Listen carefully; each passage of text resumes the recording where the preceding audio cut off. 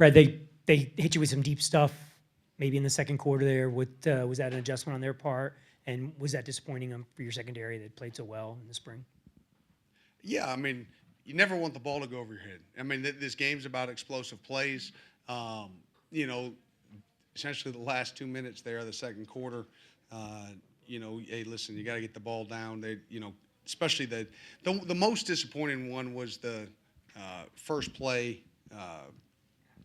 After on the double move like that can't happen.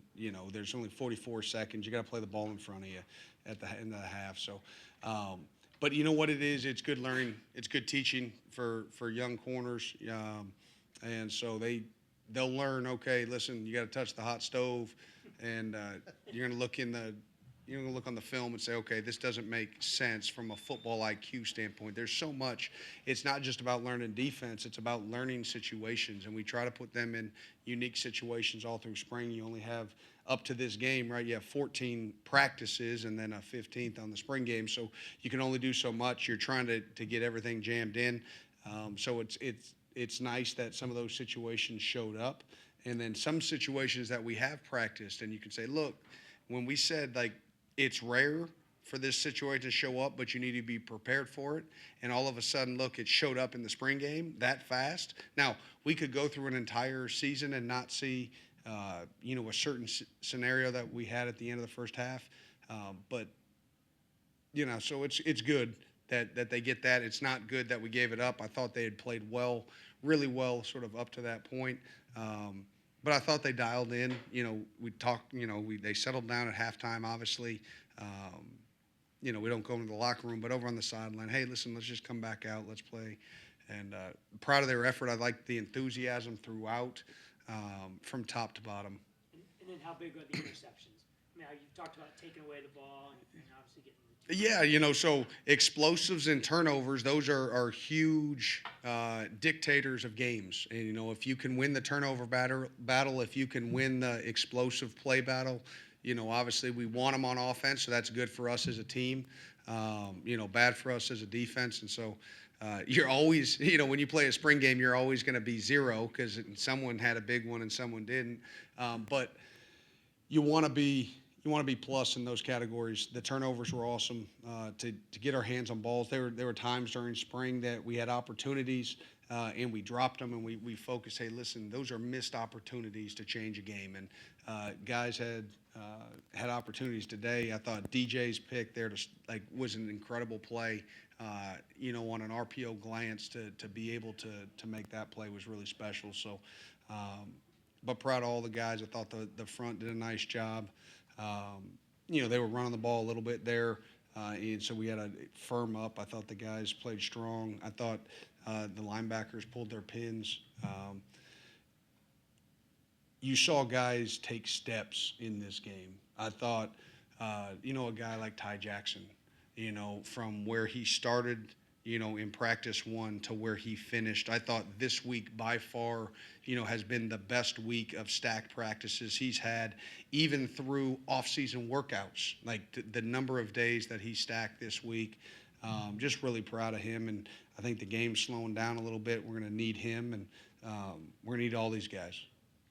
What are your thoughts about the rotations up front and maybe how it kept guys fresh and how you can continue to utilize that going into the fall?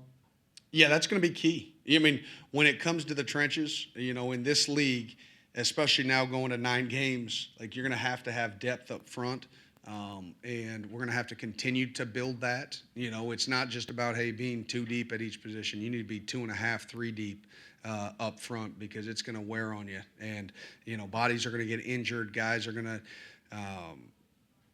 wear down as the season goes, if you play them too many reps early.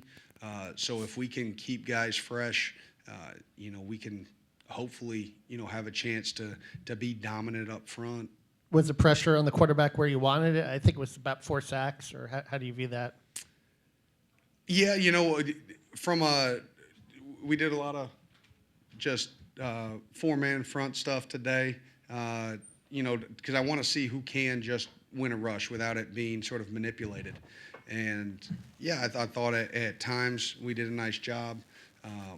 It'll give us good film to go into the summer and a fall camp. and build on it. It's not where we want to be. We still need to understand, how rush lanes and pockets and how we work off each other, all those things. It's a lot of people don't realize the continuity that it takes to pass rush with 4 up front. And I think people just naturally understand in the secondary, hey, safeties, corners, nickels working together and how the communication. But it's the same up front. It's not 4 individuals just trying to rush a man. It's 4 individuals rushing together as a unit, trying to, hey, listen, if they have a 5-man protection and the back gets out, they've got 6 escape windows for that quarterback, and we only have 4 guys. So we have to understand how we rush, how we fill gaps, how we overlap.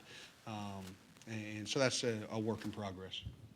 You had mentioned, I think, at the start of spring that you wanted to see the team in pads to get a better feel for the install and schematics and stuff. How much growth do you feel like you've seen from then to this point in terms of understanding and applying what you've been teaching? Yeah, you know what? Like any spring ball that I've ever been a part of, I think there's been ups and downs. I think there's days you come out, you're like, man, they're really getting it, and then there's days you're like, man, I feel like we took a step back or 2 steps back. And again, when you go against a good offense, a good offensive staff that can make adjustments, like you can come and you can feel like, man, we got this thing dialed in, and the next day, you're scratching your head like, do we need to change the defense, guys? Do we need to and then, but you just realize it's kind of like a heavyweight fight, and everybody's going to land their punches, and that's the fun part. And you want a team like that. Those are the successful teams. If it's very one-sided either way, you're going to have to be dependent on that. But in a season that's going to be rugged. Like, there are going to be games where the offense has to carry. There's going to be games that the defense has to carry. There's going to be games, every game, the special team is going to have to show up. So, that complementary football piece is important. And what do you think of the scoring system today with the defensive incentives? Is that something you had ever been a part of? I thought it was great. Hey, listen, it was nice to be able to have the entire defense on one side of the football, right? And so then, especially while we're still coaching, and if you split them in 2, and I'm not on both sides, like I can't make some of those correction points. And so I thought it was great. I thought it did what it needed to do in terms of keeping it competitive. I thought the guys were in it the whole time. To your point earlier, did not enjoy the balls going over our head, but we'll get that thing fixed. But I thought they played hard. The turnovers were good. Third down stops were good. And I like their physicality. Some of those check downs that the offense and you got 2 guys going on a vice tackle. That's what you've been preaching. That's what you've been trying to rep. And to see it come to fruition with guys, and sometimes like at the end of the game, it was 2 young guys. You're like, okay, that's what I'm talking about. Like they're getting it. So we're not there by any means, but it's something to build on. Brad, just what's your overall thoughts on your unit coming out of spring, and just all 3 levels of the defense and what they've shown you? You know what? I think we've got a lot of work to do, but I do think we've made a step, and I think the step that was made was, I think there's confidence in the players, in the guys, in the system, in the coaches in terms of how they're coaching it, and that's half the battle, where they believe that we can be a good defense. Are we there yet? Nope. We're not anywhere close to being the elite defense that we want to be. But there have been flashes throughout spring that they can lean into and say, okay, like this is what it's supposed to look like. This is what those Florida defenses in the past that have struck fear into offenses. This is what it looks like. But then we'll have moments where like, okay, we're not taking a step back, guys. So they understand both sides of the coin. We've got a lot of work to do in summer, fall camp. I'm glad that the first game's not tomorrow. I'm glad we got to wait, but it's time to, evaluate spring, sit down with the players, right? Talk about what they did well, talk about what they need to do better going into summer, what they need to work on individually, what we need to work on as a unit, and we'll just keep putting one foot in front of the other. And then John said that he feels better about the defensive line now than he did going into the spring. Do you feel the same way, and what do you feel like they've done to make you guys feel better about them? Yeah, you know what? I think that we still have a ton of work to do. But I think some of the question marks that we had, you know, on guys that maybe had been unknowns, or just to see, you know, guys that, hey, listen, needed to elevate their game. You've seen them take steps in terms of that elevation, and they've shown flashes of, yep, they can be a difference maker. They can be somebody that helps you win SEC games. And so you get what you can in terms of, you know, when you come in new, film, whether it's here, whether it was a transfer, whatever, you garner all the information you can, you make your evals, and you watch them through winter workouts, you watch them through Gauntlet, you're like, okay, he can do this well, I don't know, but then you put pads on and you're like, okay, this guy does like to strike. I mean, maybe he's got more twitch than I thought he had, and you know, it gives you hope, it gives you you know, confidence both as a player and a coach, and then as a whole unit. They look around, they're like, okay, the secondary is like, okay, I trust that those guys are going to get home. They've been shown that they can do it.